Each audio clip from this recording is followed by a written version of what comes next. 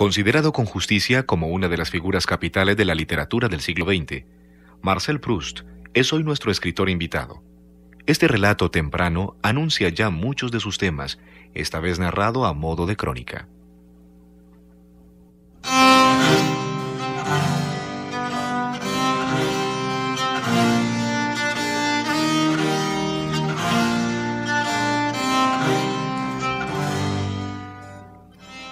Cuando Monsieur van Blarenberg, padre, murió hace unos meses, recordé que mi madre había conocido mucho a su esposa.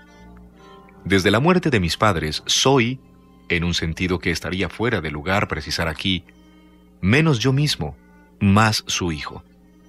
Sin distanciarme de mis amigos, me vuelvo con más agrado hacia los suyos, y las cartas que ahora escribo son en su mayoría las que creo que habrían escrito, las que ellos ya no pueden escribir y que yo escribo en su lugar, felicitaciones, pésames sobre todo, a amigos suyos a los que a menudo yo apenas conocía. Por eso, cuando Mademoiselle van Blarenberg perdió a su marido, quise que le llegase un testimonio de la tristeza que mis padres hubieran sentido. Recordaba haber cenado con su hijo alguna vez, hacía ya muchos años, en casa de amigos comunes. Fue a él a quien escribí, por así decir, en nombre de mis padres desaparecidos mucho más que en el mío. Recibí como respuesta la hermosa carta siguiente, impregnada de tan gran amor filial. He creído que ese testimonio, con la significación que recibe del drama que tan de cerca le siguió, sobre todo con la significación que le presta, debía hacerse público. He aquí la carta.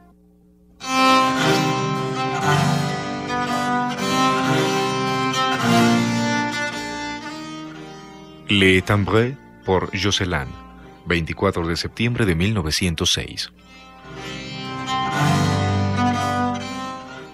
Lamento vivamente, estimado señor, no haber podido agradecerle hasta ahora la simpatía que usted me ha manifestado en mi dolor. Le ruego que me disculpe. Ese dolor ha sido tanto que, por consejo de los médicos, durante 4 meses he viajado constantemente. Solo ahora empiezo y con sumo esfuerzo a reanudar mi vida habitual. Aunque con mucho retraso, hoy quiero decirle que fui sumamente sensible al fiel recuerdo que ha conservado usted de nuestras antiguas y excelentes relaciones, y que me emocionó profundamente el sentimiento que le ha motivado a hablarme, así como a mi madre, en nombre de sus padres de usted, tan prematuramente desaparecidos. Apenas tenía el honor de conocerlos personalmente, pero sé lo mucho que apreciaba mi padre al suyo, y el gusto que siempre tenía mi madre en ver a Mademoiselle Proust. Me ha parecido sumamente delicado y sensible que usted me haya enviado un mensaje de ultratumba de su parte.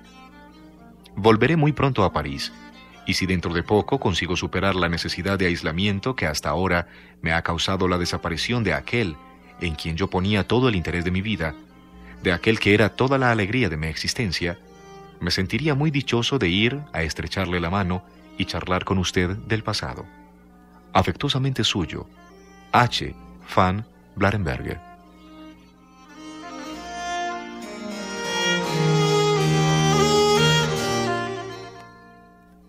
Esta carta me conmovió mucho y compadecía a quien así sufría. Le compadecía, lo envidiaba. Todavía le quedaba su madre para consolarse, consolándola. Y si no pude responder a los intentos que tuvo a bien hacer para verme, fue porque materialmente me resultó imposible. Pero sobre todo esta carta modificó en un sentido más simpático el recuerdo que de él conservaba. Las buenas relaciones a las que en su carta había aludido eran en realidad unas relaciones mundanas muy triviales. Apenas había tenido ocasión de charlar con él en la mesa donde alguna vez cenábamos juntos, pero la extraordinaria distinción de espíritu de los anfitriones era para mí, y sigue siendo, garantía segura de que Henri van Blarenberg, tras unas apariencias algo convencionales y tal vez más representativas del medio en que vivía que significativas de su propia personalidad, ocultaba un modo de ser más original y vivo. Por lo demás, de esas extrañas instantáneas de la memoria que nuestro cerebro, tan pequeño y tan vasto, almacena en número prodigioso, si busco entre las que representan a Henri van Blarenberg, la que me parece más nítida, es siempre un rostro risueño, lo que percibo. Risueño sobre todo en la mirada singularmente penetrante, por la boca todavía entreabierta después de haber soltado una réplica sutil. Agradable y bastante distinguido, así, vuelvo a verlo, como con razón se dice. Nuestros ojos tienen más parte de lo que suele creerse en esa exploración activa del pasado que se llama recuerdo. Si en el instante en que el pensamiento va a buscar algo del pasado para fijarlo, para devolverlo por un momento a la vida, miráis los ojos de quien se esfuerza por recordar, veréis que se han vaciado inmediatamente de las formas que los rodean y que hace un instante reflejaban. ¿Tiene usted una mirada ausente? ¿Está en otra parte?, decimos, y sin embargo solo vemos el en vez del fenómeno que en ese instante se verifica en el pensamiento. Entonces los ojos más bellos del mundo no nos emocionan por su belleza. Ya no son, desviando el sentido de una expresión de Wells, otra cosa que máquinas de explorar el tiempo, telescopios de lo invisible que se vuelven de mayor alcance a medida que envejecemos. Cuando vemos al recuerdo vendar la mirada, cansada de tanta adaptación a tiempos tan distintos y con frecuencia tan lejanos, notamos claramente la mirada oxidada de los viejos, notamos claramente que su trayectoria, atravesando la sombra de los días vividos, parece que ha de caer a unos pocos pasos delante de ellos, cuando en realidad cae 50 o 60 años atrás. Me acuerdo de cómo cambiaban de belleza los fascinantes ojos de la princesa Matilde cuando se fijaban en tal o cual imagen que ellos mismos habían depositado en su retina y en su recuerdo ciertos grandes hombres o grandes espectáculos de principios de siglo, y era esa imagen, emanada de ellos, lo que ella veía y que nosotros nunca veremos. Yo sentía una impresión de cosa sobrenatural en esos momentos en que mi mirada encontraba la suya, mirada que, con una breve y misteriosa línea, en una actividad de resurrección, unía el presente al pasado. Agradable y bastante distinguido, decía yo, así es como volví a ver a Henri van Blarenberge en una de las mejores imágenes que mi memoria ha conservado de él. Pero después de haber recibido la carta, retoqué esa imagen en el fondo de mi recuerdo, interpretando en el sentido de una sensibilidad más profunda, de una mentalidad menos mundana, ciertos elementos de la mirada o de los rasgos que, en efecto, podían comportar una acepción más interesante y generosa que aquella en la que al principio me había detenido. En fin, habiéndole pedido últimamente ciertos informes sobre un empleado de Ferrocarriles del Este, por el que se interesaba un amigo mío, Monsieur van Blarenberge era presidente del Consejo de Administración, recibí la siguiente respuesta que, escrita el 12 de enero pasado, no me llegó, debido a cambios de dirección que él desconocía, hasta el 17, no hace ni 15 días, y menos de 8 antes del drama.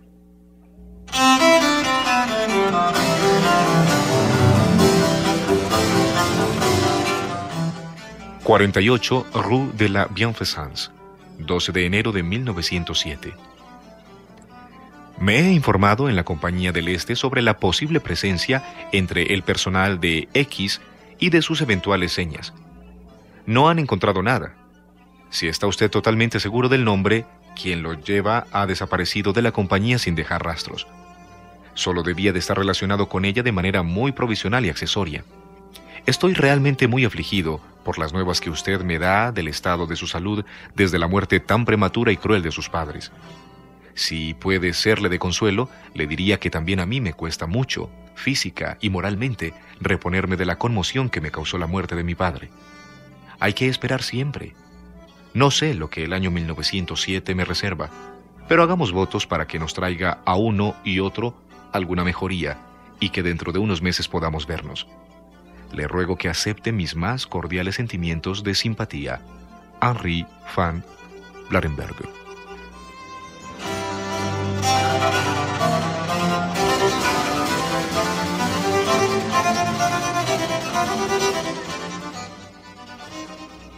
Cinco o 6 días después de haber recibido esta carta, me acordé, al despertarme, de que quería contestarla. Hacía uno de esos grandes fríos inesperados que son como las mareas vivas del cielo, invaden todos los diques que las grandes ciudades levantan entre nosotros y la naturaleza, y viniendo a golpear nuestras ventanas cerradas, penetran hasta nuestros cuartos, haciendo sentir a nuestras friolentas espaldas con un contacto vivificante el retorno agresivo de las fuerzas elementales. Días revueltos por bruscos cambios barométricos, por sacudidas más graves. Por lo demás, en tanta fuerza no hay ninguna alegría. Se lloraba por adelantado la nieve que iba a caer, y las cosas mismas, como en el hermoso verso de André Rivoire, parecían esperar la nieve. Basta con que una depresión avance hacia las Baleares, como dicen los periódicos, basta con que Jamaica empiece a temblar, para que en ese mismo instante, en París, los que suelen tener jaquecas, los reumáticos, los asmáticos, seguramente también los locos, sufran sus crisis. Tan unidos están los temperamentos nerviosos en los puntos más alejados del universo por los lazos de una solidaridad que a menudo desearían menos estrecha.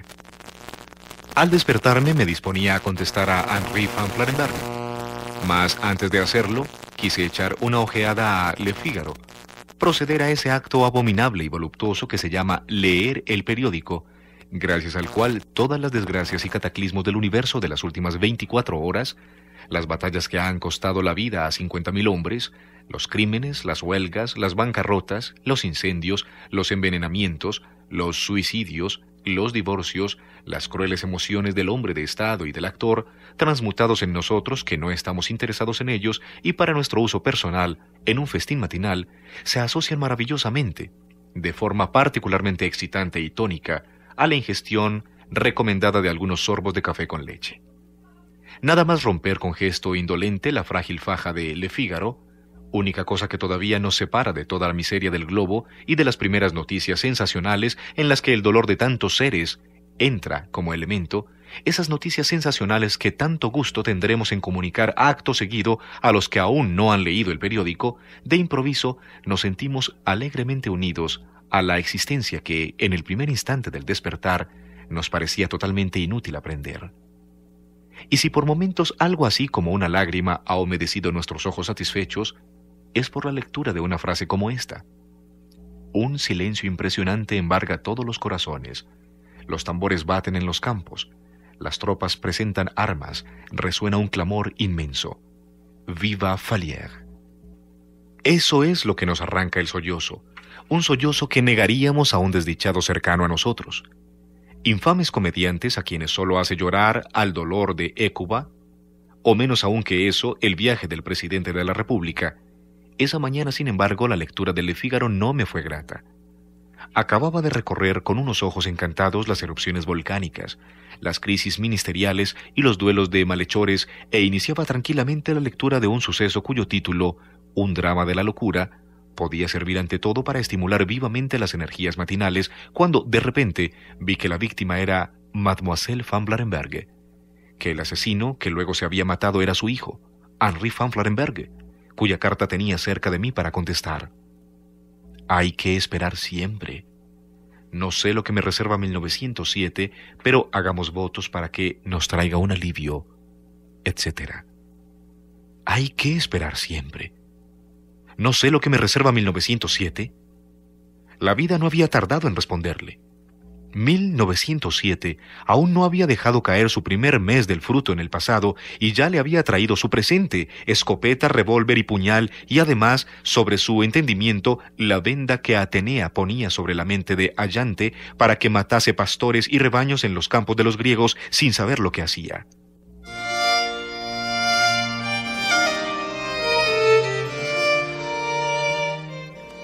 He sido yo el que ha lanzado imágenes falaces a sus ojos, y él se ha abalanzado golpeando aquí y allá, pensando en matar por su mano a los atridas y arrojándose ahora sobre uno y luego sobre otro. Y yo excitaba al hombre presa de la demencia furiosa y lo empujaba a emboscadas. Y de allí acaba de volver con la cabeza empapada de sudor y las manos ensangrentadas. Mientras los locos golpean, no saben. Luego, pasada la crisis, ¡qué dolor! Tecmesa, la mujer de Allante, le dice: su demencia ha terminado. Su furor ha decaído como el soplo del notos. Pero después de haber recobrado el sentido, ahora se ve atormentado por un dolor nuevo, pues contemplar sus propios males, cuando solo uno mismo los ha causado, aumenta amargamente los dolores. Desde que sabe lo que ha pasado, se lamenta con lúgubres mugidos. Él, que solía decir que era indigno de un hombre llorar, permanece sentado, inmóvil, dando alaridos y desde luego medita contra sí mismo algún negro destino. Mas cuando pasa el acceso, No son rebaños y pastores degollados los que Henri van Blanenberghe tiene delante. El dolor no mata al instante porque no murió al ver a su madre asesinada delante de él, como la princesa Andrea en Tolstoy. Henri, ¿qué has hecho de mí? ¿Qué has hecho de mí?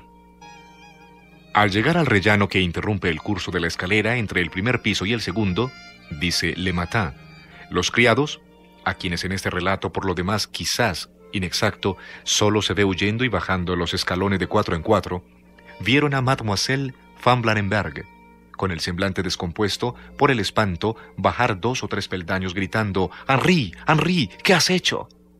Luego, la desventurada, cubierta de sangre, alzó los brazos al aire y se derrumbó de bruces. Los criados espantados volvieron a bajar en busca de ayuda. Poco después, 4 agentes a los que habían ido a buscar forzaron las puertas bloqueadas con cerrojo de la habitación del asesino. Además de las heridas que se había hecho con su puñal, tenía todo el lazo izquierdo de la cara destrozado por un disparo. El ojo colgaba sobre la almohada. Aquí ya no es Allante en quien pienso. En ese ojo que cuelga sobre la almohada, reconozco arrancado, en el gesto más terrible que nos haya legado la historia del sufrimiento humano, el ojo mismo del desdichado Edipo. Edipo se precipita con grandes gritos, va, viene, pide una espada. Con horribles alaridos se arroja contra las dobles puertas, arranca los batientes de los goznes huecos, irrumpe en la habitación donde ve a Yocasta colgada de la cuerda que la estrangula. Y al verla así, el desdichado se estremece de horror, desata la cuerda y al no estar retenido el cuerpo de su madre cae a tierra. Entonces arranca los broches de oro de las ropas de Yocasta. Se arranca con ellos los ojos abiertos, diciendo que nunca más volverían a ver los males que había sufrido, ni las desgracias que había causado, y vociferando imprecaciones, sigue golpeándose los ojos con los párpados levantados, y sus pupilas ensangrentadas derramaban por sus mejillas como una lluvia, como una granizada de sangre negra. Grita que muestren al parricida a todos los cadmeos. Quiere ser expulsado de aquella tierra. Ah, a la antigua felicidad se la llamaba entonces por su verdadero nombre. Mas a partir de ese día, nada falta a todos los males que tienen un nombre, los gemidos, el desastre, la muerte, el oprobio. Y al pensar en el dolor de Henri van Blanenberghe, cuando vio a su madre muerta, pienso también en otro loco muy desgraciado, en Liar, estrechando el cadáver de su hija Cordelia. Oh, se ha ido para siempre. Está muerta como la tierra. No, no, ya no hay vida. ¿Por qué un perro, un caballo, una rata tienen vida, cuando tú ni siquiera tienes aliento? Tú nunca volverás. Nunca, nunca, nunca, nunca, nunca. Mirad, mirad sus labios. Miradla. A pesar de sus horribles heridas, Henri van Blanenberghe no muere de inmediato. Y no puedo por menos de encontrar crudelísimo, aunque acaso útil, estamos seguros de lo que fue en realidad el drama. Recuérdese los hermanos Karamazov, el gesto del comisario de policía. El desdichado no está muerto. El comisario le agarró por los hombros y le habló: «¿Me oye? ¡Responda!». El asesino abrió el ojo intacto, le guiñó un instante y volvió a caer en coma. A ese cruel comisario, quiero repetirle las palabras con que Kent, en la escena del rey Lear, que precisamente citaba hace un momento, detiene a Edgar que quería despertar a Lear ya desvanecido. No, no turbéis su alma. Oh, dejadla partir. Sería odiarle querer en la rueda de esta ruda vida tenderle más tiempo. Si he repetido con insistencia estos grandes nombres trágicos, sobre todo los de Allante y Edipo, el lector debe comprender por qué y por qué también he publicado estas cartas y he escrito esta página. He querido mostrar en qué pura, en qué religiosa atmósfera de belleza moral tuvo lugar esa explosión de locura y de sangre que la salpica sin llegar a mancharla. He querido ventilar la habitación del crimen con un soplo que viene del cielo, mostrar que este suceso es exactamente uno de aquellos dramas griegos cuya representación era casi una ceremonia religiosa, y que el pobre parricida no era un bruto criminal, un ser al margen de la humanidad, sino un noble ejemplar de humanidad, un hombre de entendimiento esclarecido, un hijo tierno y piadoso, a quien la fatalidad más ineluctable, digamos patológica para hablar como todo el mundo, empujó, el más desdichado de los mortales, a un crimen y a una expiación dignas de seguir siendo ilustres. Me resulta difícil creer en la muerte, dice Michelet en una página admirable. Verdad es que lo dice a propósito de una medusa cuya muerte, tan poco distinta de su vida, nada tiene de increíble, de modo que podemos preguntarnos si Michelet no hizo otra cosa que utilizar en esa frase uno de esos fondos de cocina que tan pronto consiguen los grandes escritores y gracias a los cuales están seguros de poder servir de improviso a su clientela el manjar especial que ésta les reclama. Mas si creo sin dificultad en la muerte de una medusa, no puedo creer fácilmente en la muerte de una persona, ni siquiera en el simple eclipse, en la simple decadencia de la razón. Nuestro sentido de la continuidad del alma es más fuerte, de modo que ese espíritu que hace un instante, desde sus perspectivas dominaba la vida, dominaba la muerte y nos inspiraba tanto respeto, está ahí ahora dominado por la vida, por la muerte, más débil que nuestro espíritu, que pase lo que pase, no puede inclinarse ante lo que se ha convertido en casi nada a tanta velocidad. Con la locura ocurre como con la debilidad de las facultades en el viejo, como con la muerte.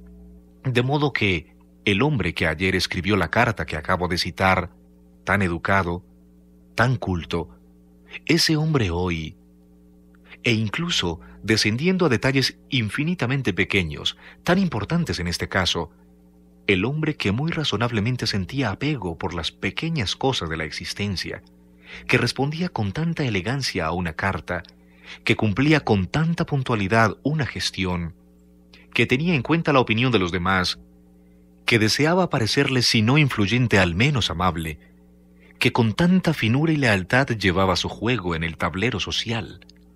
Digo que esto es aquí muy importante. Y si he citado toda la primera parte de la segunda carta, que a decir verdad, en apariencia solo me interesaba a mí, ha sido porque esa razón práctica parece más exclusiva todavía de lo ocurrido que la hermosa y profunda tristeza de las últimas líneas. En un espíritu ya devastado, son a menudo las ramas principales, la cima, las últimas que sobreviven cuando todas las ramificaciones más bajas ya se han podado por el mal. Aquí la planta intelectual está intacta. Y hace un momento, cuando copiaba esas cartas, habría querido hacer sentir la suma delicadeza, unida a la más increíble firmeza de la mano que había trazado esos caracteres tan nítidos y tan finos. ¿Qué has hecho de mí? ¿Qué has hecho de mí? Si quisiéramos pensar en ello, ¿acaso no haya una madre realmente amorosa que en su último día, y con frecuencia mucho antes, no pudiese dirigir este reproche a su hijo? En el fondo, envejecemos, matamos todo lo que nos ama con los disgustos que le damos, hasta con la inquieta ternura que le inspiramos y a la que ponemos en constantes alarmas. Si supiésemos ver en un cuerpo tiernamente amado el lento trabajo de destrucción proseguido por la dolorosa ternura que lo anima, ver los ojos cansados, el pelo que durante mucho tiempo permaneció indomablemente negro, vencido luego como todo lo demás y cano, las arterias endurecidas, los riñones obturados, el corazón forzado, derrotado el coraje ante la vida, el caminar cansino, pesado ahora, el espíritu que sabe que nada tiene ya que esperar, cuando saltaba tan incansablemente en invencibles esperanzas, la alegría misma, la alegría innata que parecía inmortal, que tan buena compañía hacía con la tristeza, seca para siempre, tal vez quien supiese ver esto, en ese momento tardío de lucidez que las vidas más embrujadas de quimera bien pueden tener, porque hasta la de Don Quijote tuvo la suya, quizá ese, como Henri van Franenberge, cuando hubo acabado con su madre a puñaladas, retrocedería ante el horror de su vida y se abalanzaría sobre una escopeta para morir inmediatamente. En la mayoría de los hombres, una visión tan dolorosa, suponiendo que puedan elevarse hasta ella, se borra muy pronto con los primeros rayos de la alegría de vivir. Mas, ¿qué alegría? ¿Qué razón de vivir? ¿Qué vida pueden resistir a esa visión? Entre ella y la alegría, ¿cuál es la verdadera? ¿Cuál es la verdad?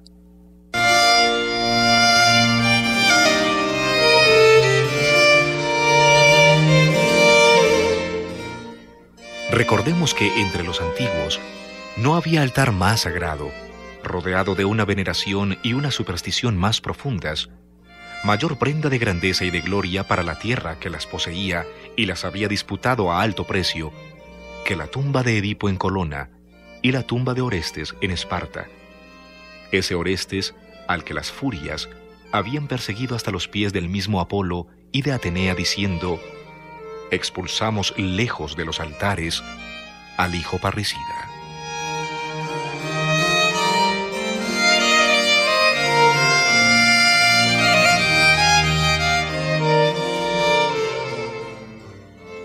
En Literatura para Oír les hemos presentado Sentimientos filiales de un parricida. Marcel Proust, Francia.